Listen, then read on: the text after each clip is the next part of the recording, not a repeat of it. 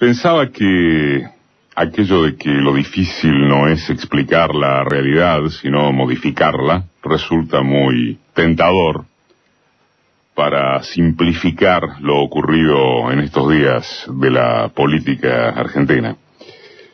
Para empezar, y a riesgo de ser reiterativos en torno de lo mucho que ya se analizó, es imprescindible tomar nota de una serie de datos de los llamados duros, o más que eso, objetivos, aunque la palabra objetivo ya suene un tanto ridícula o desacomodada, visto cómo la devaluaron los intereses del mundo periodístico corporativo. Eso se conoce o intuye desde hace tiempo y es uno de los buenos legados que dejó la exposición abierta desde el conflicto con el campo en 2008, en torno de que la prensa, el periodismo, todos nosotros somos partícipes plenos del juego de poder. Hecha la salvedad, y yendo en orden cronológico, es objetivo que la notable marcha de los docentes, el lunes, reveló una potencia intacta de los sectores más concientizados y militantes del gremio, que le contestó muy bien a la despiadada campaña mediática del Baradel versus Vidal, sindicalista patotero bonaerense contra gobernadora angelical extorsionada, derechos salariales de los maestros frente a no tomar a los niños de rehenes, intento de reducir el conflicto a la provincia de Buenos Aires para ocultar su carácter nacional. Y un aspecto clave que alimenta más todavía el significado de esa multitud de docentes y acompañantes. La convocatoria careció de antelación, apenas si fue anunciada en la conferencia de prensa del viernes anterior del Frente Gremial. Es decir, que solo tuvieron sábado y domingo para ponerla en marcha a los piques, y sin embargo reventó de gente. El paro a su vez fue masivo en los establecimientos estatales y como siempre menor en los privados que están sujetos a la presión patronal. Empero, y también como de costumbre, la foto mediática se concentró en capital y conurbano para desconocer la adhesión en provincias y zonas donde la educación estatal cumple un rol que la privada no desempeñará nunca. La fuerza de esa expresión callejera tumbó el ardid, ¿no es así? Excepto por los activistas cloacales de las redes, en formato de trolls o de los minusválidos políticos que reducen el tema a maestros y profesores vagos que no quieren trabajar. El propio complejo mediático oficialista debió hablar de una manifestación imponente. Eso es. Es más, a esta altura cabe preguntarse si acaso al gobierno no está jugándole en desfavor lo burdo de su táctica. Macri con la chaveta saltada contra Baradel en el Congreso, las imágenes de los hijos del jefe de Suteba por televisión, las invenciones de los call center pro mostrando en un BMW para pedir disculpas por la equivocación a las pocas horas, la guachada casi inconcebible de un periodista que le preguntó por su título de docente, ¿no activan una reacción de sentido rabioso inversamente proporcional?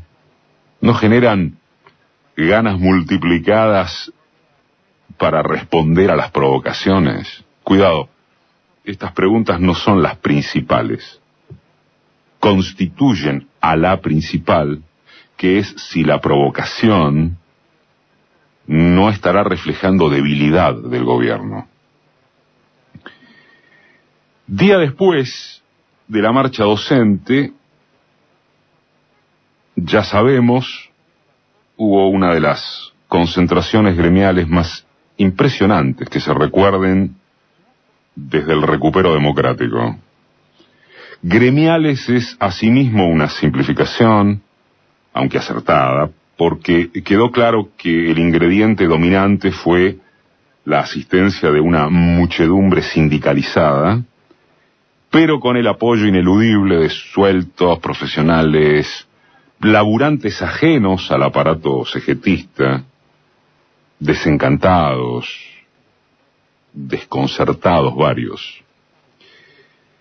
El reflejo inmediato de la maquinaria de propaganda oficial fue ampararse en los sucesos alrededor del palco, ya producido el derrape histórico del indescriptible triunvirato de referentes y oradores de la CGT. Eso duró la tarde-noche de la jornada del martes, y algunas columnas periodísticas de la siguiente, subrayando el copamiento kirchner-izquierdista del escenario y los recuerdos del futuro que implican las imágenes en caso de no haberse aprendido la lección. Sobre esto hay numerosas consideraciones, hubo, que ya dichas en mayor o menor medida, en on u off, desde los protagonistas directos y desde los comentaristas de toda la haya, merecen ser remarcadas, nos parece. La primera es haberse sabido de sobra que el descontento abajo, en las bases, excedía largamente las intenciones y pericia de la CGT para poder controlarlo, por más que fuera una bronca dispersa. Constatado eso, se preguntó cómo es posible que los triunviros no encontraran la forma de canalizar el desborde anclado en la exigencia de ponerle fecha al paro general. Pregunta incorrecta, se nos ocurre, porque ninguno de esos burócratas, en la acepción simbólicamente más jodida del término, estaba allí por convicción combativa. Estaban porque en su momento ganaron tiempo convocando a una marchita productiva, limitada a protestar contra problemillas de avalancha importadora, y a efectos de que el gobierno tirara o encubriera con algún hueso superador de la plata que le saldó por las obras sociales. Pero, ¿qué podían hacer? Ya instalados ahí arriba, frente a una multitud efervescente en la que no eran 4 gatos locos quienes los puteaban para poner la fecha, sino los mismísimos ocupantes del frente de las columnas. ¿Qué podían hacer si no hay uno, además, con mínima representatividad y carisma, para controlar una situación como esa? ¿Qué podían hacer si ni siquiera se le animaron a la Plaza de Mayo para no ofender a Macri? De manual, después dejaron trascender que la agresividad partió de 100 estúpidos, después dijeron que eran 1000, y después que fueron los K y los troscos. Los medios adictos al gobierno desde ya se sumaron a esa interpretación. Primero, la recurrencia de hablar sobre infiltraciones zurdas rememora el rostro más siniestro de las jerarquías sindicales. Segundo, las columnas kirchneristas y de la denominada izquierda jamás estuvieron sino a varias cuadras del palco. Tercero, 100 o 1000 estúpidos, o una veintena de despedidos del 60, o unos trapitos del gremio de remiseros, o la cámpora, o unas agrupaciones estudiantiles, le aparatean y pudren un acto de masas a la CGT. Bueno, o estamos al borde de la revolución y no nos habíamos enterado, o la cúpula de lo que otrora se llamaba Central Obrera debería dedicarse a conducir un maxiquiosco. De todos modos, y para incurrir en el lugar común cuyo consignismo no afecta, ¿no?, cierta épica necesaria, nada de todo esto puede extraviar que el hecho eventualmente refundante, conmovedor, objetivo, es la suma de cientos de miles de argentinos que ganaron la calle para decir basta de alguna manera.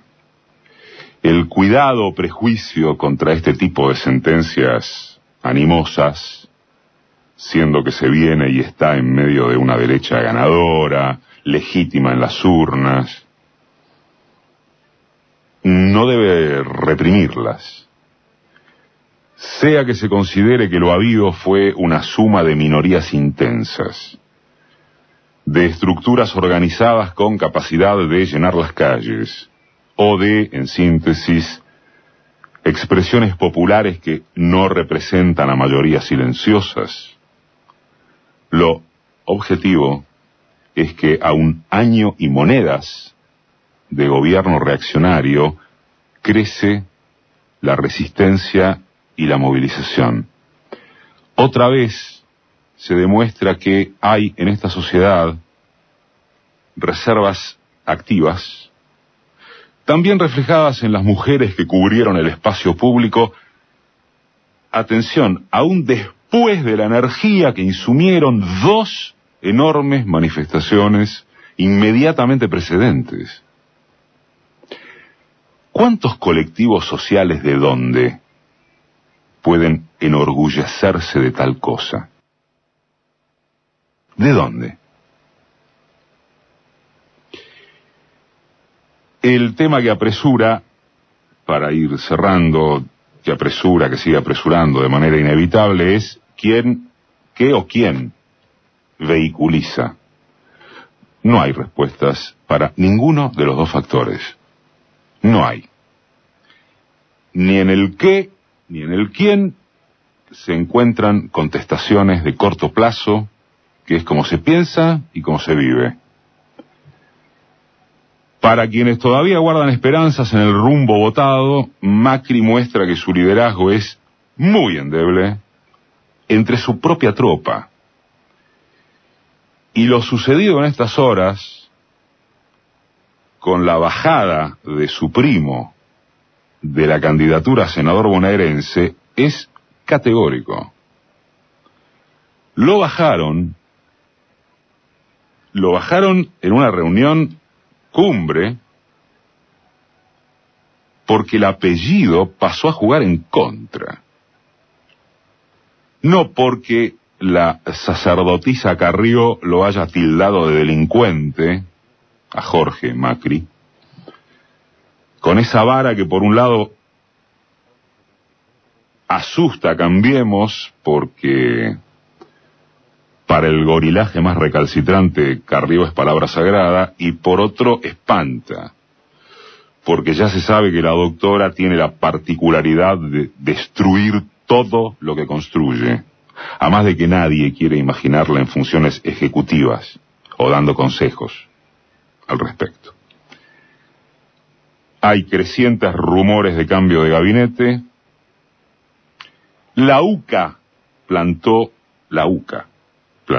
que hay 1,5 millones de nuevos pobres y 600.000 nuevos indigentes, producto de este gobierno, no de la herencia recibida. La UIA, en observación aún amable, le respondió a Duhovne que el fin de la recesión solo existe en sus fantasías.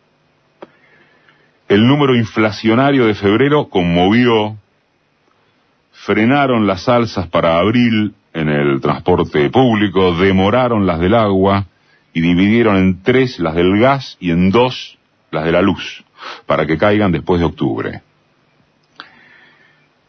Si los aliados cascotean, en la calle pasó lo que pasó, y el estimado del 17% de inflación anual mutó a mejor vida, el gobierno necesita un reanimador que nadie se explica dónde puede estar, salvo electoralmente en la fragmentación peronista y en la estratagema de insistir con la corrupción K, justo cuando empieza a brillar la M. Mirada corta, pero no disponen de otra. Enfrente tampoco el qué y el quién tienen ordenador. No hay.